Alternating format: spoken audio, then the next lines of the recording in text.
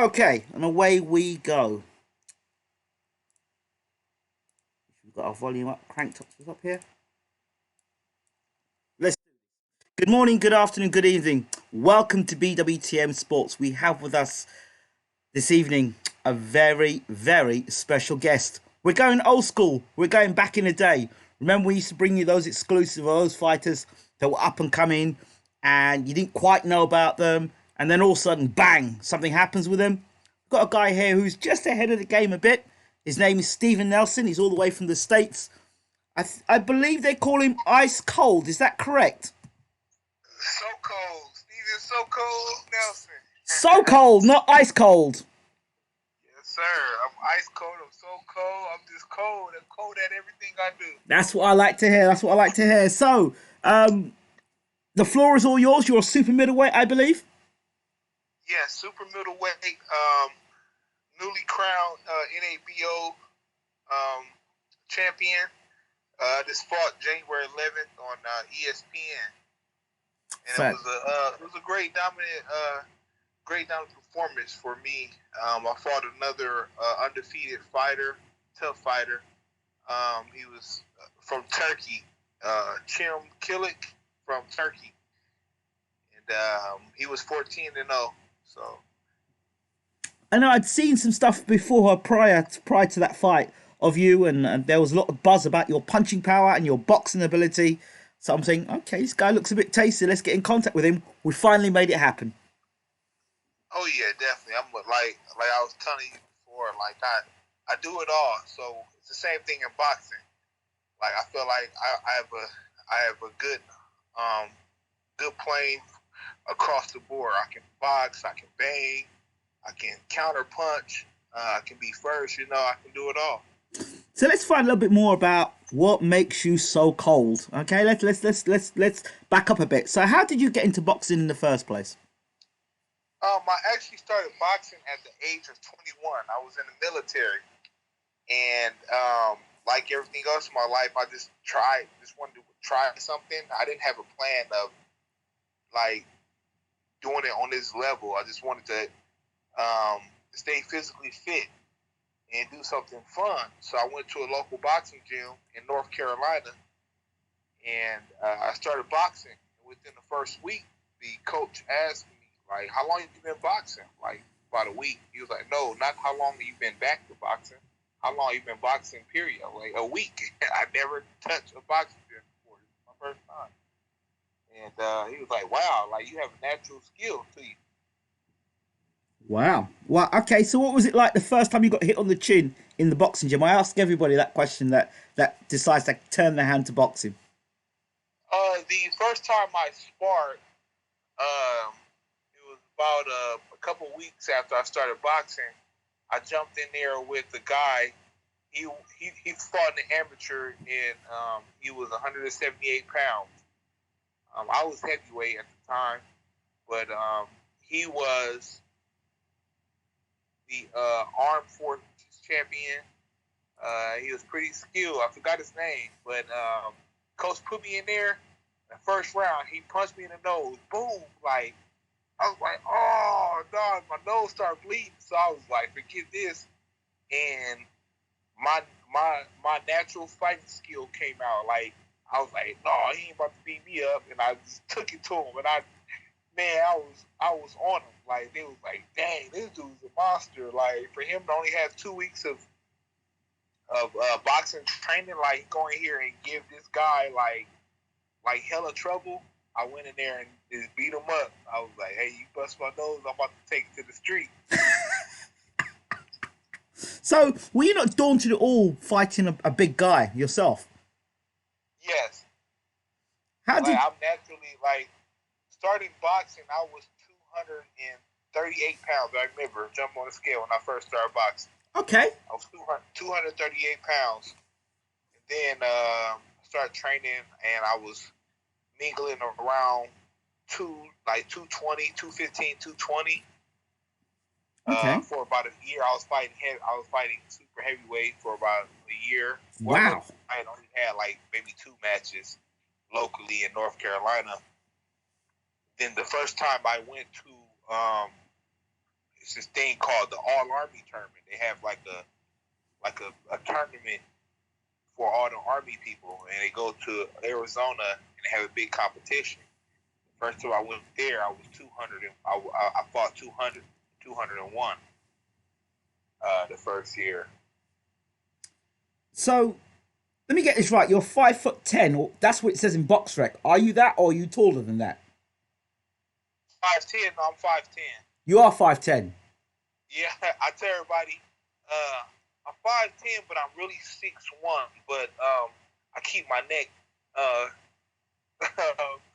inside my shoulders like a turtle. I get that one. I hear that one. I hear that one. I hear that one. Right. Keep that chin down when you're boxing, but keep the chin up when you're walking down the street. Yeah, so but I'm 5, but I stand 5'10". But I have like a good reach. I have 75-inch reach. Okay, so as a super middleweight now, what was the decision to choose that weight division? Why did you not fight at light heavyweight? Was there a decision behind that, or your body, or what was it? Well, the beginning of my pro career, my coaches were like, "Hey, I know you've been fighting light heavyweight, but we gonna campaign at 168. We gonna slowly work down to 168." So from the beginning of my career, if you look at the stats of my fights, they were always catch weights like 173, 172, 171. I would do fights like that, and then he said, "Hey, when it's time to go for your first title, we're gonna make 168." So my first title was a national title, was the USBA, I believe. Yes. Back in September 1st. That was the first time I made 168 pounds. And I think the last time I remember being 168 pounds, I was maybe like 12 or 13 years old. Wow.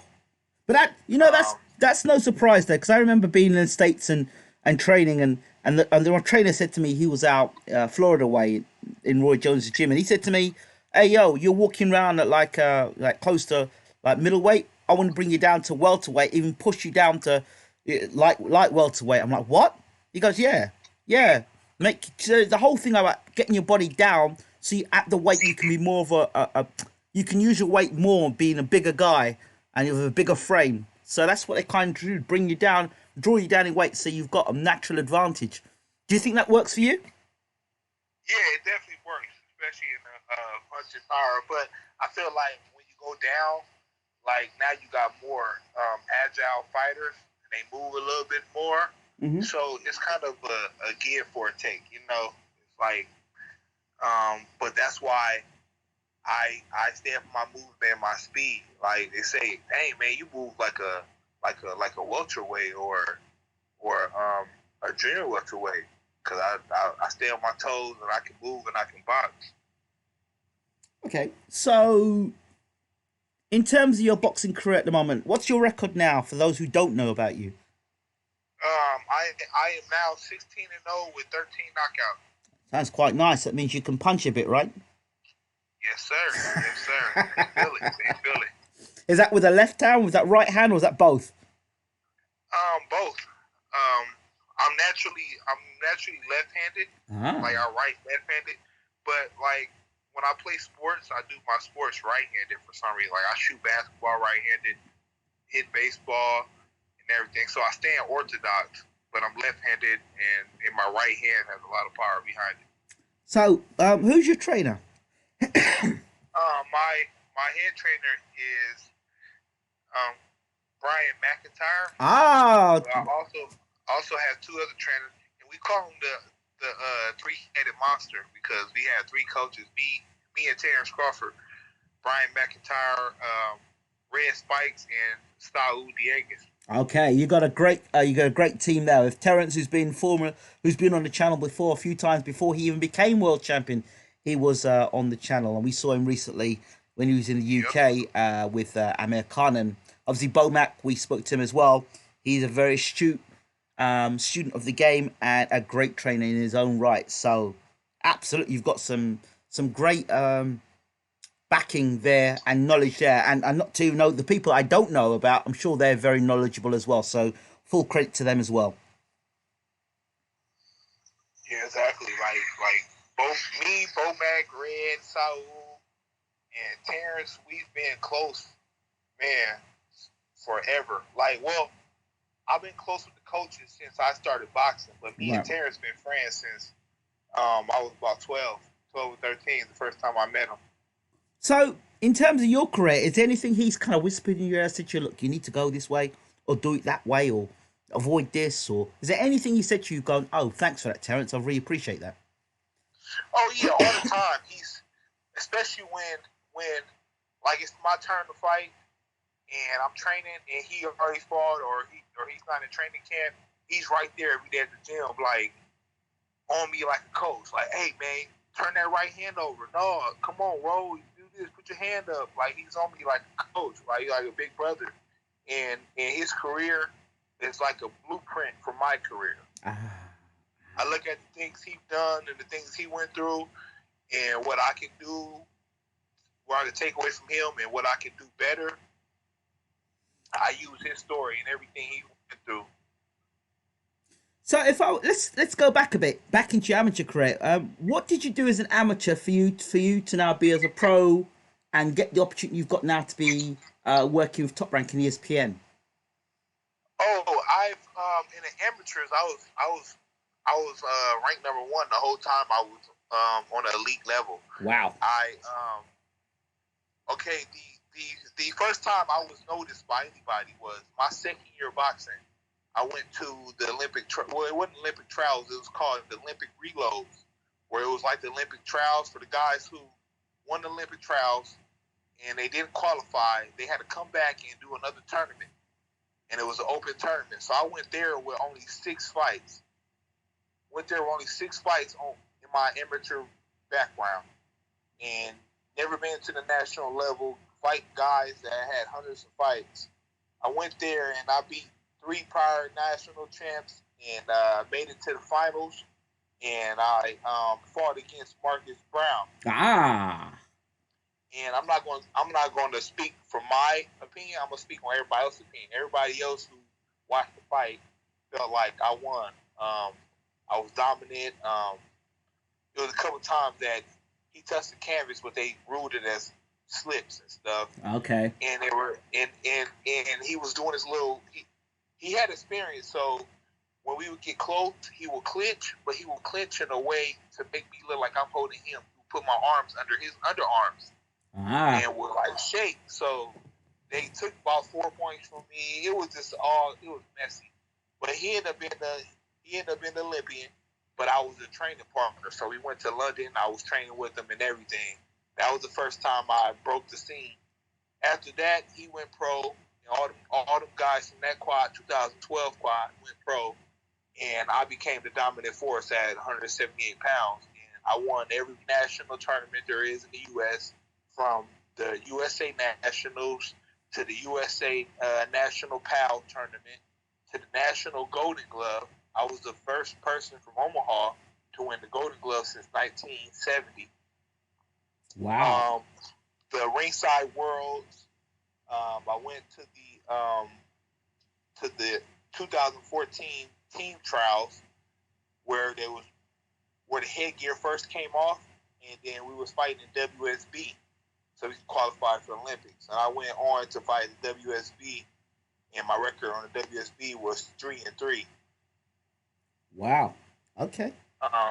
So then after that, I went pro in 2016. So when you went pro, was it for you? Was it a situation of kind of a lot of fighters had a situation where they had to fight in nightclubs and they don't have a promoter behind them? Was it that case for you, or did you get automatic acknowledgement?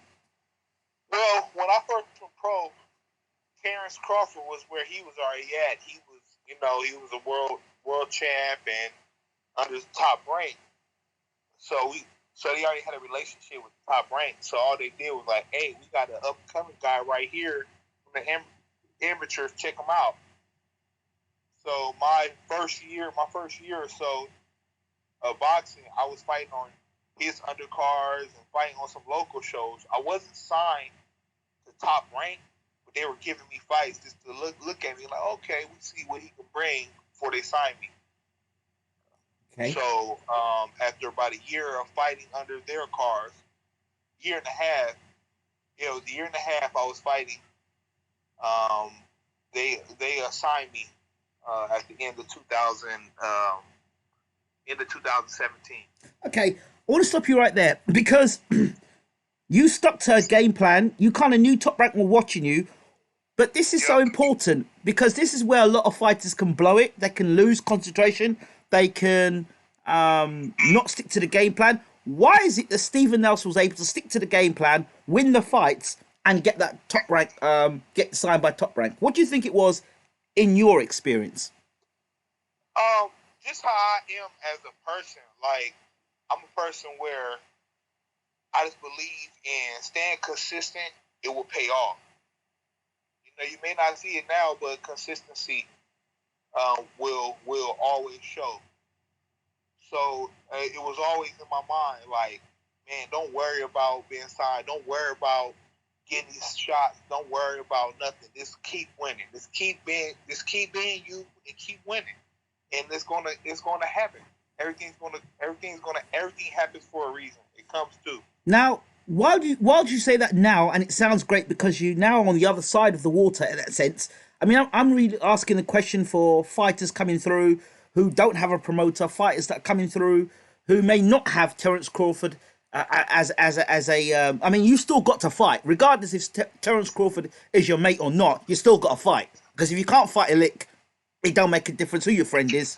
You know, Exactly. you understand. So, what would you tell fighters on the up coming through? What would you advise them to do in a situation similar to yourself that could have a potential of getting a contract in the future to keep going? What would you say to them? What would be your words of advice to them before we move on? The most important thing is have a team behind you that actually believes in you. Because if your team believes in you, they won't throw you to the wolves and put you in bad situations where it would jeopardize your career as a pro. And secondly, like I said, you just have to stay consistent and know that what's meant for you is meant for you. It's going to come. Like, just don't look too far into the future. Just focus on now. Worry about now, and just keep on being successful at what you do. Keep training hard. Keep looking at it like you're the underdog, and you have to show that you're the best. And when you get that calling, like everybody gets that calling, which is the opportunity. Everybody gets that opportunity, and it's up to you whether you're ready for it and you take it, and you perform your best.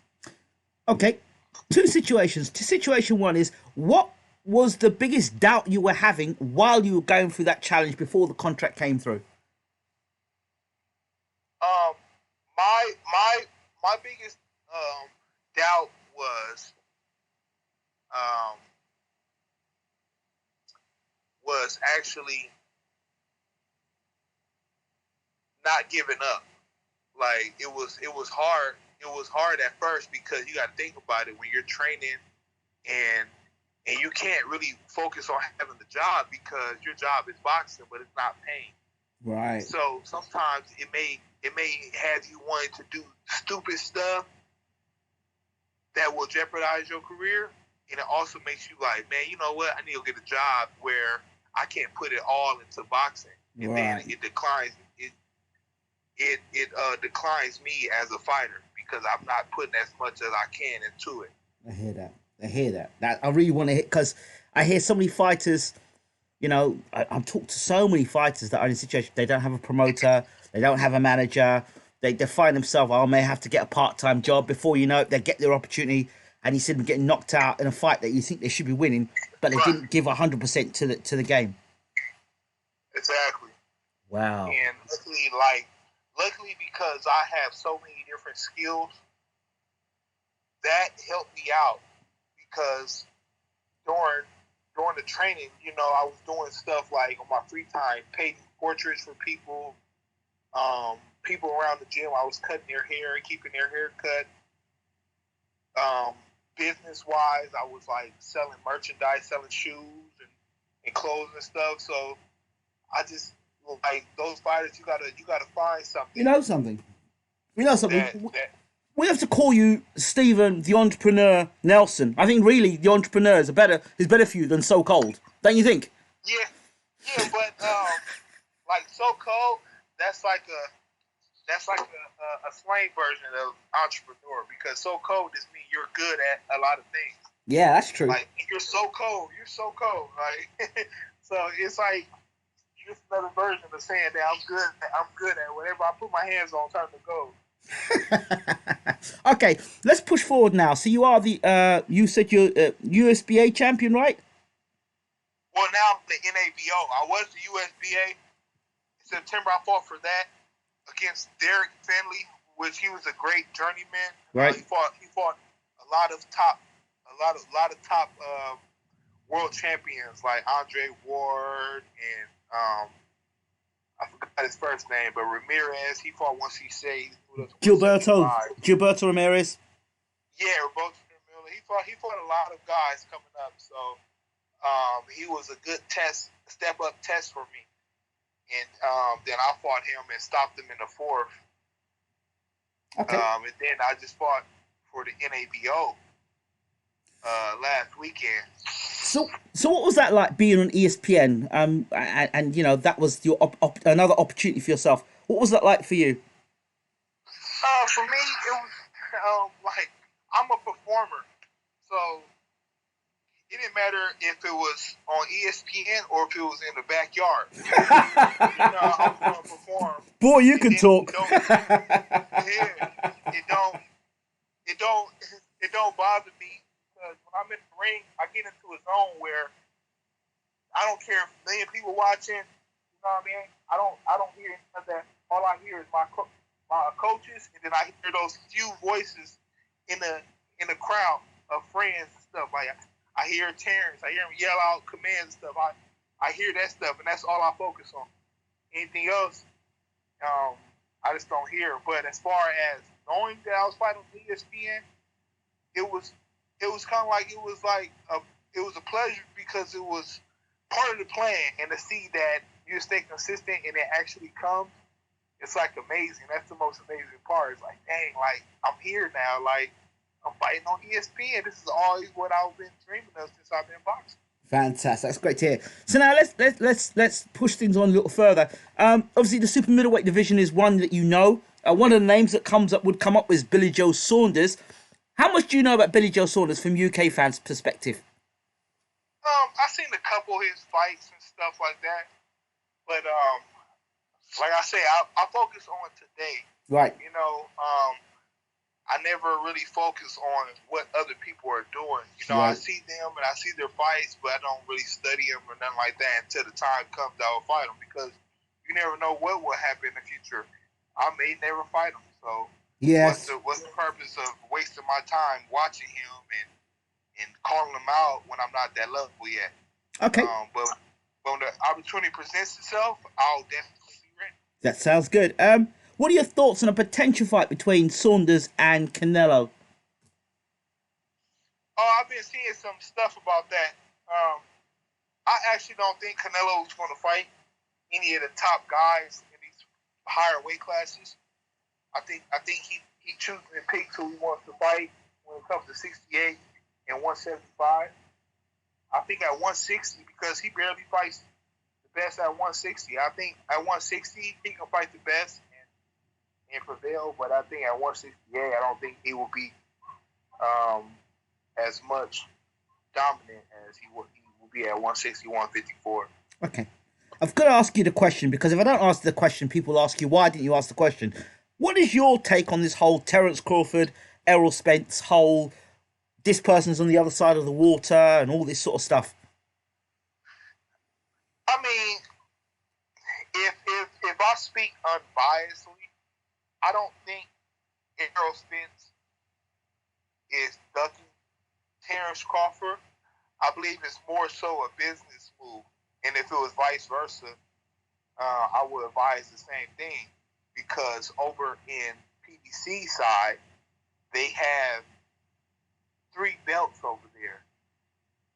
So why fight Terrence Crawford right now, who has the WBO, knowing that he's one of the pound-for-pound best, and jeopardize losing those titles, some of those titles over here, when you can fight amongst your guys. And I'm speaking from Al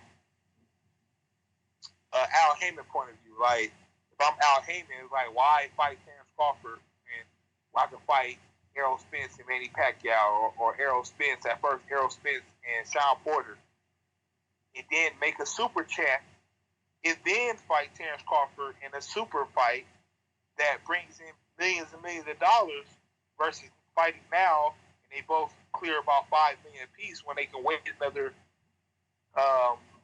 8 months to a year, and it'd be $20 million fight. Okay, you know? I hear that. I definitely hear that. It's all business. Of course, it's business. Now, I'll give you some business as well. You've got Tyson Fury fighting Deontay Wilder for a second time. Would it have made more sense for Fury to fight Joshua, beat Joshua, and then the winner fight Wilder? That's business. Repeat that again. I'm sorry. Okay, so I'm talking about business again. Wilder, instead of Wilder and Fury fighting for a second time, either Wilder should have fought, Fury should have gone and fought Joshua, and the winner of that fight then fought Wilder for undisputed. Right. I just think they went this way because of the tension behind it. They already fought one time, so why not let them fight again? And then the winner will fight Joshua, which I think that either one of the winners will beat Joshua, in my eyes. Okay, it's interesting. Interesting. The super middleweight division, lots of things going on at the moment. What's the next plan for you, Stephen? I haven't talked to my manager. I haven't made a decision on when we're going to fight. But my plan with my manager is either fight co-main event on Terrence's next fight, okay, or I will have my own card in Omaha, Nebraska, and defend my NABO title, because I have to defend it within 4 months for that though. So would you say you're still on the learning curve in sort of like, taking fights, they're just going to learn from it in a sense, or are you ready to get fast-tracked? Where's your mind on that in your position? Oh, I'm always going to learn the curve, no matter if I'm fighting for a world title or not. But I do want to defend the title about 2 times and then fight for a world title, because there is some things I still want to learn, and I want to get a few more 10-rounders in, maybe a 12-rounder in, before I fight for a world title. Okay. Do you feel that now that you're with Top Rank, that you feel, because a lot of the talk is, if you're a Top Rank fighter, then you're going to get shut up because you're not a PBC fighter. Do you believe that's the case yourself? Top Rank and PBC makes fights all the time, just like Deontay Wilder and Tyson Fury. That's Top Rank in PBC right there. Exactly. Terrence Crawford has fought 2 PBC fighters, which was Diaz and Molina. So, I mean, that across the street thing, that's something that the fans have been writing, but it's not accurate, because they cross all the time. We cross all the time. So, can you demystify the whole Sean Porter Terrence Crawford thing then? Terrence wanted to fight Sean Porter when he had a title. Okay. After he lost the title, Terrence like, why I'm gonna fight this dude? He don't have a title. He's a rough fighter, so get there and potentially get cut up and fight, and be fighting him for what? I want to fight Pacquiao or Errol Spence now. These are the guys who got the title. There was one other story I did hear, and I kind of laughed it off. I couldn't believe it was true. Crawford versus Canelo. Are we serious? No, it was. See, I was there at the last fighter. We was doing the media workout. Yep. And some of the guys who had the cameras, who was asking questions, were asking ridiculous questions. So Terrence started giving these goofy, unrealistic answers. He was like, "So if you don't get the fight you want with Errol Spence at 147, what's next for you?" He was like, "I'll go up to 168, 160 and fight Canelo." Well, that clears that up. Yeah, so everybody ran with it. Everybody was like, "Oh, he said he'll fight Canelo," but they didn't really watch the interview and see that he was just feeding them some BS. Yeah, I get it. Do you feel that certain fighters get marginalized or sort of like discriminated against via the media, or do you think it's fair play? Oh yeah, I definitely feel like that. But as far as discrimination, it's not a racial thing to me. I think it's more so of the type of person you are. I feel like people want to see you talk smack. They want you to be all crazy and wild and throw threats around and But talk bad about somebody. yeah, but what I don't understand is, like, for example, the whole Lomachenko thing. He was a great amateur, and yes, he's won some world titles, but he's never been undisputed.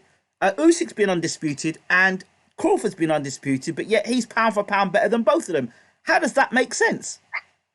Right, because it's more so like the boxing is entertainment, and people we want to see. Besides just seeing a fight, they also want to see some some lead up, build up to it. So those are the fighters that usually get shine. Like if you look at Adrian Broner Mm-hmm. and Floyd Mayweather and Conor McGregor and people that's like just flamboyant and talk a lot of trash, like those be the ones who get the attention because that's what the fan usually gravitate to, or they always end up in the media on TMZ for some kind of crazy stuff they did or said and everything. Versus somebody like Terrence who's quiet and humble and just go in there and fight. That's okay for the boxing fan, but for the general public, they want to see some hype build up. Okay, this will be my final question, and this is what they call a Ray Robinson. Give me the history between Ray Robinson and Terence Crawford. Ray Robinson says he beat him as an amateur. He says that Terence wasn't very happy about it. You've known Terence since you were 12 years old. So, as a person that is neither Terence nor Ray Robinson, what's the story on this one? Yeah, Ray Robinson beat him in the amateurs, but Terence was like, man, that stuff don't matter. The amateurs is an amateur. You're fighting a 3-round quick pace. And Bud have always been the type of a fighter where he was skilled and he had an IQ, so sometimes 3 rounds ain't enough. But in the pro, it's a whole different game. You know, Terrence done beat, I believe, three different Olympic gold medalists, and he's beat so many other Olympians. Like that stuff don't matter when you get in the pro because you're going for 3 rounds at a fast pace to 12 rounds, where I can give away 3 or 4 rounds, and then now I figure you out, and now I can beat you down. So it's a whole different game. Just like you will see some guys who are good in football in college, and they go to the pros and they don't produce like they would in the NFL. Do you think that fight will ever happen? I think it would happen if Ray Robinson gets a title. Okay, so Ray Robinson's got to get a title. Yeah, I don't see it happening just because he talking trash to Bud. Like, oh, okay, let's fight. Like, no, like now Bud is not fighting to prove how good he is. He's not trying to prove that he can beat these guys. He's trying to build a legacy now. He wants to fight for titles. He wants to fight for substance, something that matters now. I hear that. For the numbers, for the legacy after he Absolutely. after he retired, They'd be like, oh yeah, this guy right here, he's going to be in a Hall of Fame. Absolutely. Because he's a unified two weight classes, and he beat the best of the best, and he's had this many titles and this many title defenses. Those are the things that, when you retire, makes you a Hall of Famer. Yeah, absolutely. I think Crawford definitely deserves that. He deserves to get paid as much money as he can get, and fair play to him for that. I've got a question here from Lawrence Williams, who asks the question, ask Stephen, where did he get the talent of making his own ring attire? Oh, in training camp. That's when, in between my workouts, that's when I work on my uniforms, and I come up with different characters to come out with, because I feel like I'm not a big trash talker, and not going to be like the Mayweather style. So I feel like this is my opportunity to pull in those fans outside of boxing, the general public. Oh, this guy is cool. He makes his own uniforms. I want to see what he's going to come out to next. Wow, that's incredible. And I'll start making my own uniforms, because my first fight, I paid somebody $500 to make me a uniform and my coach's cornerman jackets. And long story short, he screwed me out of that, and all he made me was trunks and sent them to me. I get them the day of my fight. Oh, no. And I'm like, what the hell? So I was like, you know what? From now on, I'm making my own stuff. I ain't about to pay nobody and they screw me like this. I'm doing myself. And ever since then, I've been making my own uniform. So that guy did you a favor, really? Blessing in disguise. He did me. Yep, exactly. And that's how I am about everything. Like I tell you, everything happened for a reason. Absolutely. Stephen Nelson, thank you so much for talking to BWTM Sports. How do people catch you? Where do they find you? I am very, very big in Instagram, so you can follow me on Stephen Nelson Boxing. My Facebook, I have a fan page, Stephen So Cold Nelson, and I just opened a Twitter, So Cold Nelson. Be careful, Twitter, be careful. Yeah, I need you guys to help me build it up. Oh, we'll help you. We'll help you, no problems. Yeah, definitely. Go follow me, So Cold Nelson on Twitter. Stephen Nelson, thank you so much for talking to BWTM Sports and for your time. Let us know when your next fight is champion. We'd love to have you back on the channel. Oh, yeah, definitely, man. I appreciate you, man. You asked a lot of great questions, and I appreciate everybody who's listening. Just stay in touch with me. I will definitely let you guys know what's next for me, and I'm looking forward to be a dominant force at 168. We look forward to seeing you do that too. See you soon, Stephen. Take care, champ. Yes, sir. So there you have it, Stephen Nelson. Unbeaten, big punching, super middleweight. Just finished winning another title, and we look forward to seeing him doing the business again under Top Rank. So that's it. An exclusive. Stay with us. We have another exclusive coming up very, very shortly. Back from the States. We have an old friend coming on the channel. See you soon.